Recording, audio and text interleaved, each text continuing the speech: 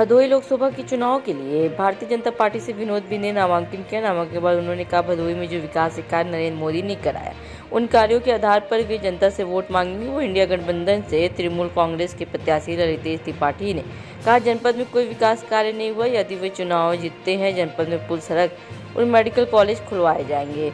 BSP प्रत्याशी दारा सिंह चौहान ने नामांकन के बाद कहा कि उनका मुद्दा लोकसभा में विकास कराना।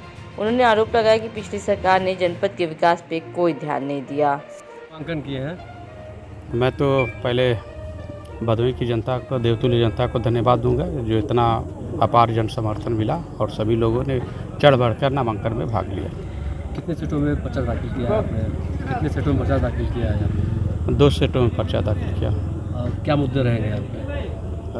हम विकास का मुद्दा, मोदी जी के काम को लेकर हम लोग जनता के पास जाएंगे, योगी जी के काम को लेकर जाएंगे। सर, ऐसे कौन कौन सी चीज़ें हैं अगर आपको जनता मौका देती है, प्रमुख तौर पे आप इस ज़िले के लिए करना चाहेंगे? इसमें प्रमुख तौर पर मेडिकल कॉलेज, कोनिया का पुल और कनक सराय का जो है अंडरपास, और प्रतापपुर में भी एक अंडरपास की जो ज़रूरत है, और प्रतापपुर में जो है जो लास्ट का गांव है वहाँ थोड़ा सड़कों के ऊपर भी ध्यान देना। किससे लड़ाई मानते हैं आप? हम लोगों की कोई किसी से लड़ाई ही नहीं है। किस तरीके के समर्थन मिल रहा है आपको? प्रचंड समर्थन मिल रहा है। आज बहुजन समाज पार्टी के आदरणीय बहन जी ने आज हमको 78 लोकसभा के लिए पर्चा नामांकन के लिए आदेश किया था, जो कि हमारे मंडल मिर्जापुर के जोन कोऑर्डिनेटर राजू गौतम साहब, बैजनाथ गौतम साहब, हमारे जिला अध्यक्ष और गुड्डू राम साहब, हमारे माननीय अमृत बहादुर भारती साहब दिशा निर्देश पर आज यहाँ नामांकन दाखिल किए हैं। किस तरह से चुनाव जीत रहे हैं आप? चुनाव जीत रहे हैं। हम यहाँ के निवासी हैं और बहुजन समाज पार्टी के सिपाही हैं और यहाँ लड़ाई लड़ रहे हैं, जो कि वर्षों से यहाँ के सब बाहर ही आकर के चुनाव लड़कर चले जाते थे। ये जनपद को एकदम चारागाह बना दिए थे, इसलिए जनता यहाँ चाह रही है कि अब की बार जिले का ही प्रत्याशी होना चाहिए, बाहरी भगाओ और संसद बनाने का काम करेंगे। असमंजस की स्थिति दिखी, 2 प्रत्याशी बदलने पड़े, इसको लेकर क्या सोच रहे हैं? ये बहन जी की ये वो कार्य है, बहन जी ने है जांच करके परख करके ही प्रत्याशी लड़ाती हैं, जो कि 78 लोकसभा से जो विजय कार्यकर्ताओं का सम्मान जो देगा वो बहन जी ही सर्वोपरि हैं। वो बहन जी ही इसका प्रत्याशी ने बदल करके दिए। क्या मायावती जी आ रही है जहाँ पे? बहन जी आएंगी जरूर, और अब किस डेट का आएंगे वो बहन जी बता देंगी, कब आएंगे डेट बता दिया जाएगा आप सबको। मुख्य मुद्दा क्या होगा आपका चुनावी? मुख्य मुद्दा आप देख ही रहे हैं कि क्या है जिले में वर्षों से 20 साल से ये सरकार है, आज तक कुछ कार्य हुआ? न स्वास्थ्य हुआ, न विद्यालय हुआ, न डिग्री कॉलेज हुआ, न शिक्षा। किसान और परेशान है, और देख लिए आज के कितना तरह जनता नौकरी नहीं पा रहे हैं, इसलिए जनता ऊब चुकी है कि ये अब की बार बसपा सरकार और बहुजन समाज पार्टी बहन जी, आदरणीय बहन जी को प्रधानमंत्री बनाना है और यहाँ का 78 लोकसभा जीत करके पार्लियामेंट सदन में पहुँचाना है। आप अगर हो जाएंगे तो प्राथमिकताओं में कौन सा काम आपका होगा? प्राथमिकता शिक्षा, स्वास्थ्य, विकास और रोजगार। जो पलायन करके यहाँ से चले जा रहे हैं, बम्बई, दिल्ली, गुजरात पलायन हो रहे हैं, ये इसी की वजह से हम लोग चाहेंगे कि यहाँ फैक्ट्रियाँ लगाए, विकास हो, काम हो, बिजनेस हो, तब यहाँ के जब पलायन नहीं होगा।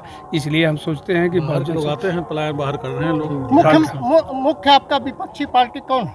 कोई विपक्षी पार्टी नहीं हमारे, हमसे सब पीछे छूट गए हैं, जो कि आदरणीय यहाँ जिले की 20 लाख जो आबादी है, भाई बहन, माताएं, पिता और सब नवयुवक लोग ने आज ठाना है कि दादा चौहान को लाना है और बाहरी को भगाना है और जनपद को बचाना है, जो कि जनपद के चुनाव के मुद्दे बहुत हैं, देश के भी मुद्दे हैं और भदोही के भी कई मुद्दे हैं। वो हम लोग जनता के बीच में लगातार ले जाने का काम कर रहे हैं और लेते जाएंगे।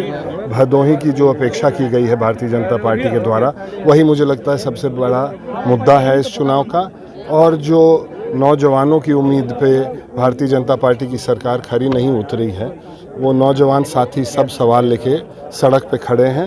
मैं भदोही की जनता को धन्यवाद देता हूं कि जिस तरह का स्नेह, प्रेम और आशीर्वाद अभी तक मेरे ऊपर दिए हैं, लगातार उनका बना रहे और हम लोग ये प्रयास करेंगे कि लगातार उनकी लड़ाई लड़ते रहेंगे। अगर आपको सफलता मिलती है तो आप कौन कौन से काम कराएंगे भदोही? देखिए, भदोही जनपद पिछड़ा क्यों है, ये एक बहुत बड़ा प्रश्न है। ये उद्योग का कटोरा है। पूर्वांचल में इससे बड़ा एक्सपोर्ट का कोई जिला नहीं है। इसको एक विशेष दर्जा मिलना चाहिए ताकि यहाँ की शिक्षा बहाल हो। यहाँ पे एक विश्वविद्यालय की स्थापना अति आवश्यक है। ज्ञानपुर नाम है जगह का और वहाँ पे ज्ञान का अभाव हो जाए तो ये कहीं ना कहीं अनुचित है। यहाँ पे मेडिकल कॉलेज का वादा प्रदेश की सरकार ने की थी, आज तक वो मेडिकल कॉलेज कहाँ बना है किसी को पता नहीं है। हर इलाके में अलग अलग मांगे हैं। कोनिया में पुल की मांग है, हर जगह जो है गंगा कटान की भी समस्या कहीं है, प्रतापपुर हंडिया के जो मुद्दे हैं वो अलग हैं। तो हर जगह की मांग अलग है। यहाँ पे लगभग मुझे लगता है 60-65 जगह रेलवे लाइन पे अभी तक फाटक हैं। सरकार ने कहा था कि 24 तक हर फाटक को समाप्त करके या तो अंडरपास बना दिया जाएगा या ओवरब्रिज बना दिया जाएगा। यहाँ ज़िले में एक ओवरब्रिज हमको देखने को मिलता है भदोही में, जो माननीय वहाँ के वर्तमान विधायक और माननीय प्रदेश के उस वक्त के मुख्यमंत्री माननीय अखिलेश यादव जी के प्रयास से बना है। और एक अंडरपास औराई के पास बना हुआ है, जहाँ पे एक ज़माने में रेल हादसा हुआ था, उसके कारण वो अंडरपास बना हुआ है।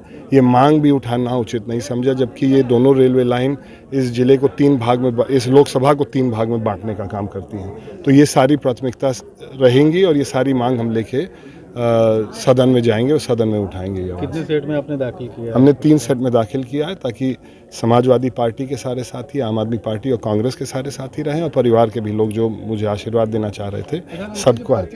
कैंसिल हो जा रहे हैं उसकी डर की वजह से आपने नहीं किया 3 सेट?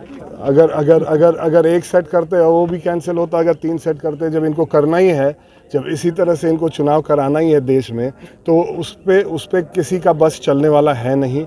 हम लोग जानते हैं कि चुनाव आयोग है, चुनाव आयोग एक निष्पक्ष बॉडी है, वो निष्पक्षता से चुनाव कराना चाहेगा और मुझे पूरा आस्था और भरोसा है कि हम लोग ने सही से भरा है तो सही ही रहेगा।